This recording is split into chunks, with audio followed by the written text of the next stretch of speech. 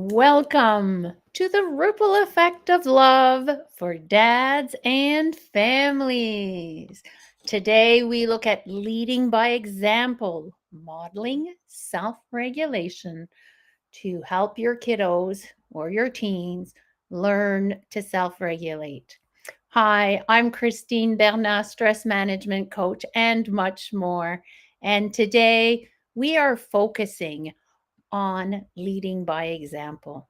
After having taught for 30 years in the education system, I did become very aware that the teachers that modeled what they wanted the students to do worked really well. The students responded much better.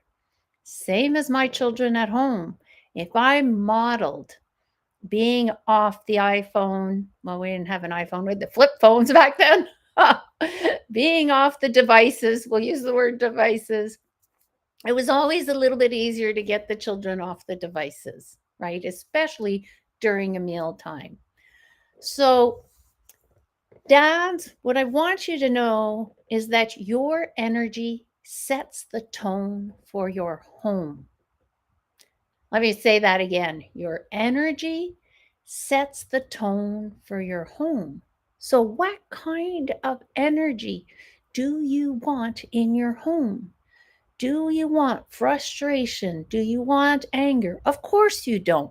Nobody does. However, at some point, if we want our kids to manage the stress, the emotions, and challenges with confidence, it needs to start with us. And that is one of the biggest lessons I have learned from my teaching career, from as a mom, and of course, still learning. My children are, my son's going to be 32 soon. My daughter's 25. And it's been quite a journey. And I've made many, many, many mistakes. And I've done many great things. But I do this ripple effect of love for dads because I believe dads are smart enough to follow here and become leaders of love, to leave a legacy of love, of kindness in their family. And it's not because you're a dad that you're not having triggers, right? Moms have many triggers as well. And I know I had anger. I had triggers that would trigger me into anger. And I still remember that one time. It still hurts my heart just to think about it. My daughter didn't want to get into the car, and my son had an appointment, and I had not looked at the dates, and it was on her birthday. But I still had something amazing planned for her birthday. But she was about 10-ish, 11-ish max. And I got so angry at her because I did not like being late. I don't know if anybody can relate to this. Wish I had known self regulation back then, but nobody had taught me. And that's why I think it's super important. So I yelled at my daughter. It upset me so much that I cried for 2 days afterward, which is not very useful either. But the thing is, the thing is,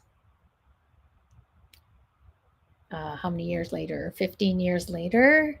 No, 12 years later. I was able to say to her, honey, I'm really, really sorry that day when I yelled at you. She said, yeah, Mom, you traumatized me. Of course I traumatized you. And I knew that. But even though I had apologized when she was little, she was still carrying that hurt well into her 20s. So, what if you start today, and even if your children are older, have grandparents following? Beautiful. Love that grandparents are learning to self regulate so they can help their grandchildren self regulate. Be an amazing model. There is no time like the present to start taking action. I had a client that was 86. Yeah. So, and 1.5. So, anywhere in between there, you can learn to self regulate and bring about change that you want to see happen in your life. So, why is self regulation so important? It's like the ultimate leadership skill. Why is that? It's because when you're doing it's because you're calming your survival mode. And when you calm that survival mode and you stay present, would think about your parents. Those of you who've had the little t traumas or the bigger traumas with your parents, is there something you would have liked to change about your parents? Well, that's the one thing that needs to shift within you. That's that one thing that to be a leader, you can't be an explosive leader. You know, if you're yelling, putting people down, are you the ultimate type of leader that people really like? I don't think so. And especially children, they're developing their brain. They need someone who is as calm as they can be, as present as they can be. And I'm not saying this is 24/7. I'm just saying I want to show you a technique that I was guided to create in 2021. So it's kind of new, hot, new. Leadership is all about looking at what's new, trying it out, so that we can rise above our challenges. So today, I'm inviting you to snap or clap if you prefer. Tap as you breathe in for 3. Relax the shoulders and exhale. Zap that out. What is happening here? Let's do it again. You can snap again, or you can just continue tapping as you breathe into your lower belly, below the belly button. Relax the shoulders and the spine so it brings a lot of awareness to your body. And exhale.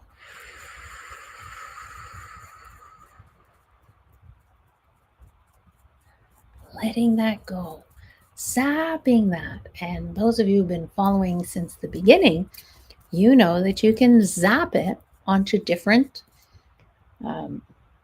imaginary items, like the spiraling train that spirals down into the magma. So let's breathe in to the lower belly for 3. Relax those shoulders, holding your breath for 2. And zap that onto the spiraling train for 4.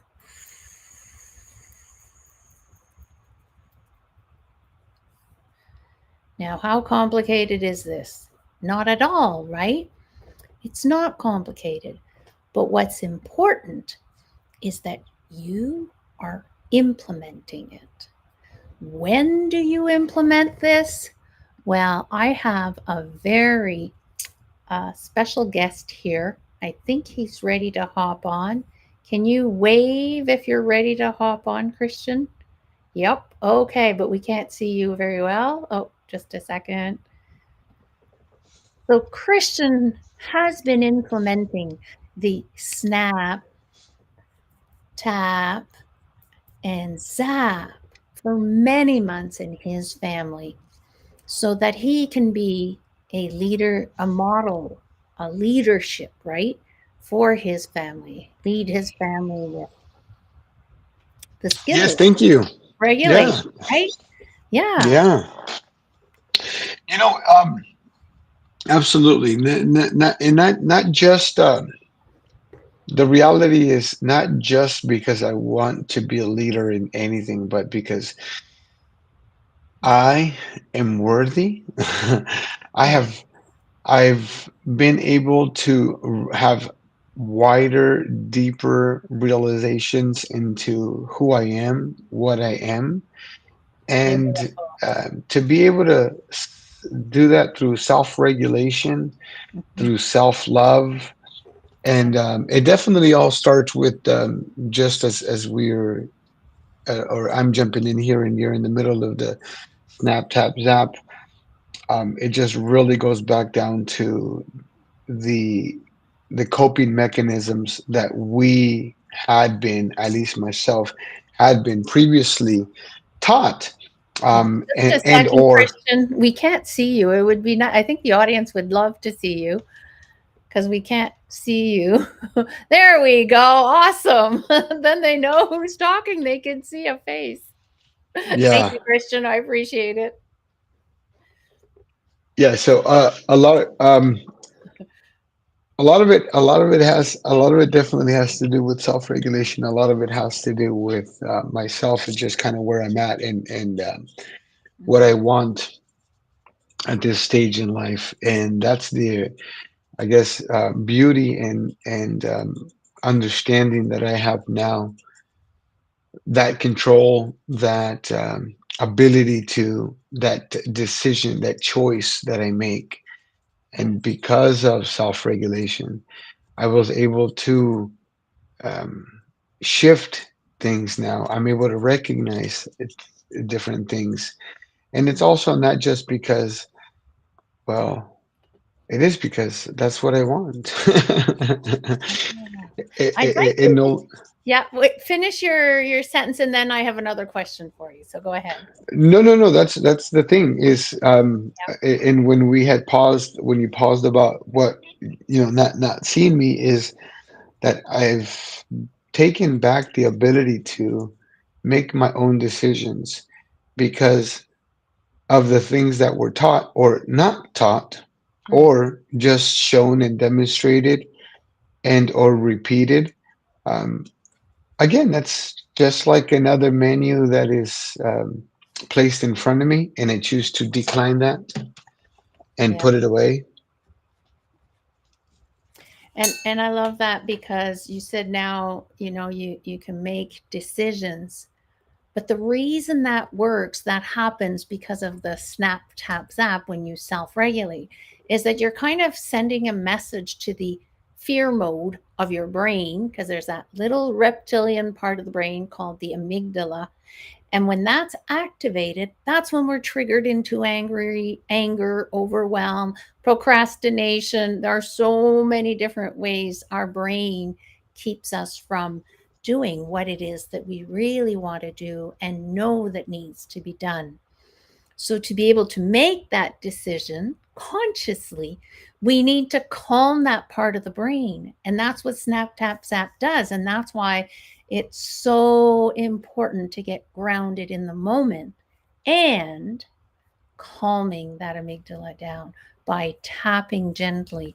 That's what we're doing. So it helps us just follow our inner wisdom, right? That we have and connect back to our cognitive abilities. We are all smart. Everybody here on this planet is smart. It's just when the fear is triggered, you lose all your smartness. And for example, if you look at somebody having a panic attack, I mean, there's no way they can make a decision that makes sense, or generally speaking, if they're in the middle of a panic attack. Their brain has been hijacked by the fear of the future. So that's one way, if you start feeling fear, that you can snap, tap, and zap. When do What you use the self what regulating? Or do you have what another question? when it what it may look like to you, the Yeah. listener, the participant, the person that wants to uh, plug in and find out. What it may look like to you may not be a fear, a procrastination, and overwhelm and anxiety, what it may look like to you is you got to get your emails. You got to open up the email. You got to open up your inbox. You got to get this done for the kiddos. You got to get that done for your partner. You got to get laundry. You got to get tasks at the household. Yes. That's that to-do list, right? You're That's it. running Yeah. on fast, like fast on what is it? Like fast track anyway. You're going Yeah. super super fast to get it all done. I learned And later so on in life that there were things like folding underwear. Like, what is the use of that? Take the pile, throw them in a corner of the drawer. They will find the underwear. I was folding my daughter's socks and she loved putting two different socks on. What was the use of folding those socks? Really? Today I would just say, here you go. There's the socks. They're in the drawer. Have fun. Choose the non-identical ones. Why am I taking time to? But sometimes we just need to pause a little bit, reevaluate some of the items that we're doing to see how we can make our schedule lighter, right? There are days where there isn't much we can take off, and that's okay. But sometimes we can get our kids on board and make a game out of it. How many different socks can you find? Or how many pairs of socks? Here's the basket, put it on the table, and who can find their socks the fastest? And everybody's looking for their socks. I mean, here in Canada, we wear socks, especially in the winter. Maybe in California, you don't need socks and you have to wear socks, which is great. we are definitely sandal weather all year round. That's one of those funny perks that I tell Yep. folks. We don't have weather. We have hot, sunny, rainy, windy, sunny, dry, sunny, Mhm. even rainy, sunny. So it is definitely, I Yes. guess you can say, sandal weather. But that brings up 2 points that you're making, and it tags along with what we just said. Is when you make it or when you go into something with a chore, oh, here we go, these Yes. dreaded socks or this dreaded laundry or Yeah. this dreaded thing. Yeah. Allow yourself to. That's the moment right there where your brain's already boom. It's already in the past because you're dreading something based on the decisions or based on actions or based on circumstances that Can I have just add, happened. or based on the perception that you Hmm. have Hmm. of it, right? That's another one. Excellent. Yep. Yep. Keep going. And the thing about to know that is that you're not wrong. But because you're not wrong, your brain's not going to go, hey, that's not right. So again, it's just going through the workings of what used to be, and now you're going, hey, wait a minute. I don't need to feel this way. I Mm. feel great up until I had the thought to, oh, I got to do laundry. Oh, the laundry. And so you in yourself, and I just did it, is, oh, wait, I'm da da da, my morning, either self-regulated. And why do we practice the self-regulations in a quiet time, in a quiet moment when you have it? You can practice it at any point. But my point is to start off when it's easier, right? That's what we start off with. We Yeah. start off in uh, in the crawling or the ABCs. We you didn't get thrown in kindergarten and go, all right, so you're going to third grade class and you're going to be reading the first thing that they show you. It's like, wait a minute, no, no, no. Mm. What you learned in ABCs, learning your ABCs, were your ABC, and you had a little song, so they made it fun, and so they made it catchy, and they made it humorous, and whatever it was, and the whole point of it is it's not just okay, I see the ABCs. Yep, A, B, C. This is how you write the A, this is how you write the B. No, there's some enthusiasm, and that's because educators like fellow Christine or other educators that are actually trained and skilled and have practiced and have tested and have acquired accreditations to make this not only the learning of the curriculum, but also the teaching of the curriculum and the interaction of the curriculum. And then you get some of those awesome, awesome folks that are educators, really, like Yeah. Christine. that really pour into the kids' well-being and Mhm. to understand some of the things that they may be having a challenge. So they say, well, they're just learning the ABCs. Once again, we've talked about this. It's just breathing. And so it's really can be super fast to lose that and then be off into the world. And there's nothing wrong with that. All Yeah. we're saying is that you get to choose in the perspective that you see things and what Mhm. you order off that menu, or even in this case now, is you can switch the menu. Hey, I don't want to have any of it. That's absolutely, you know what? You can give yourself permission to say, I don't want anything from here. Like when we would tell our parents, well, can I have breakfast for dinner? What?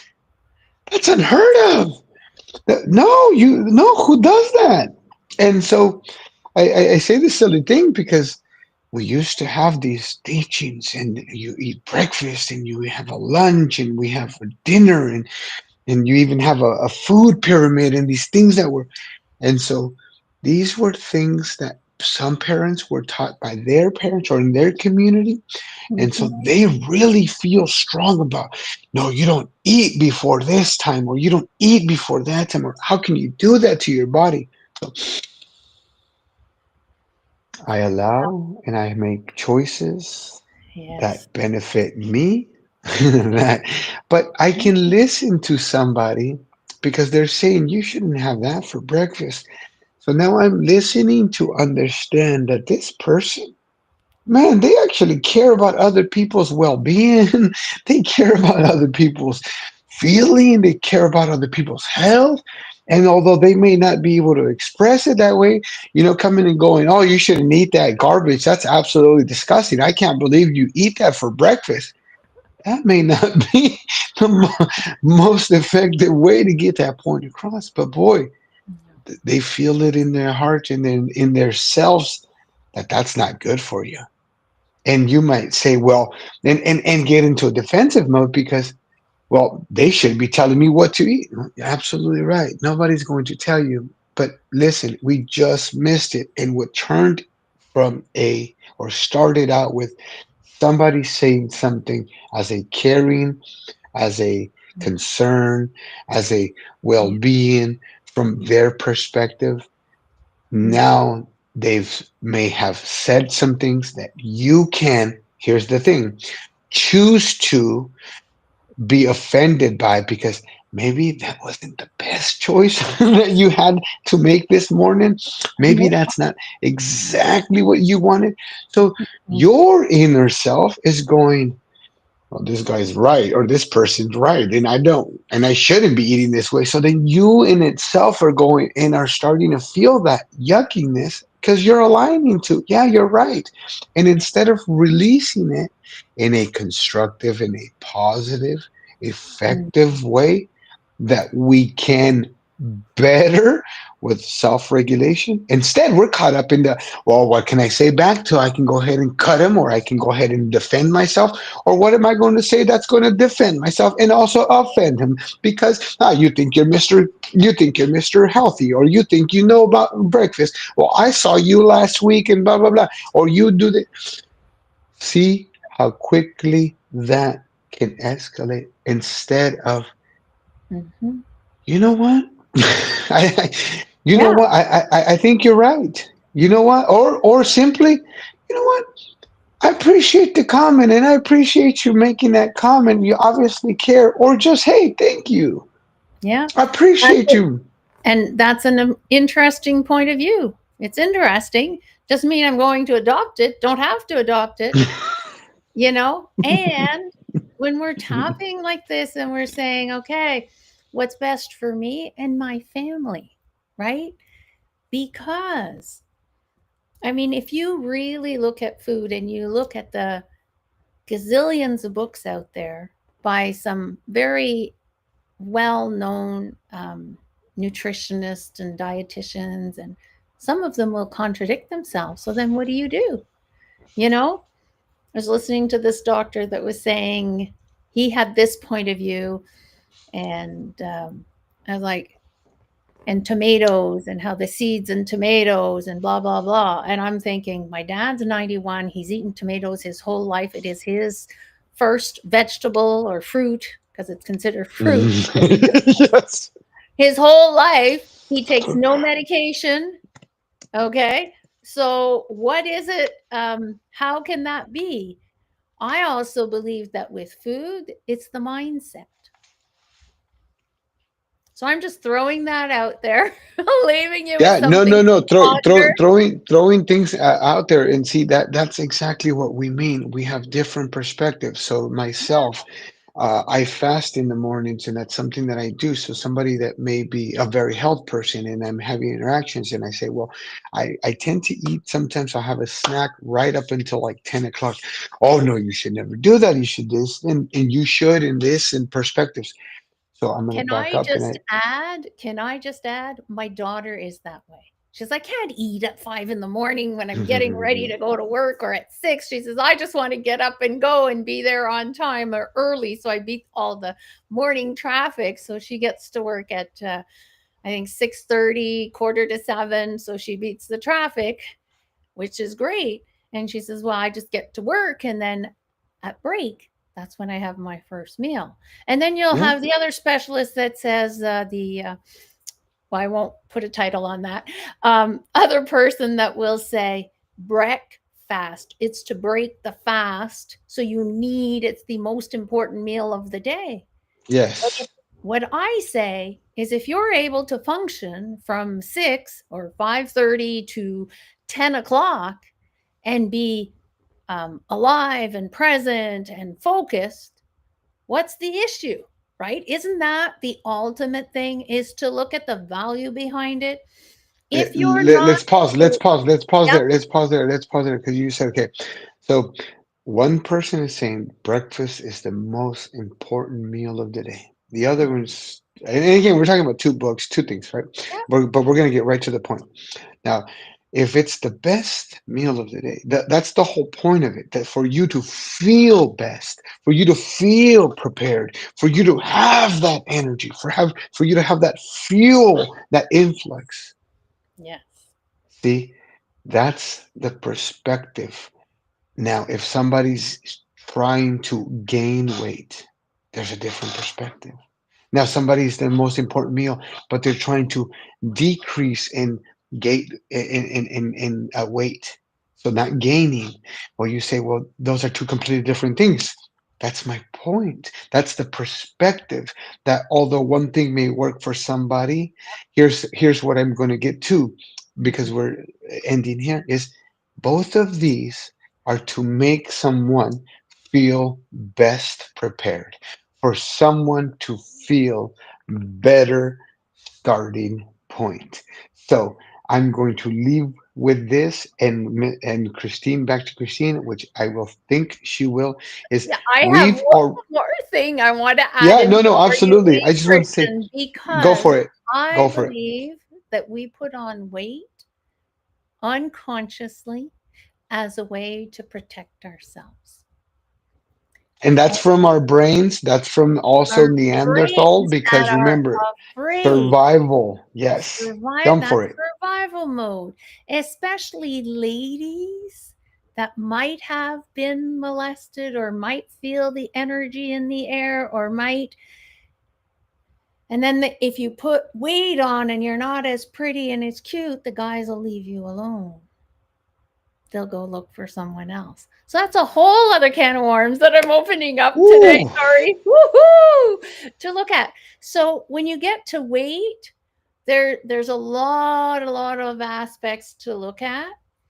But when you look at leading your family, in my opinion anyway, self-regulating yourself so you are and can stay calm, present, grounded in the moment as much as you can throughout the day with your children and your spouse, and look for ways. Last couple of weeks was on joy, and I loved how you said doing the laundry. How can the laundry be fun?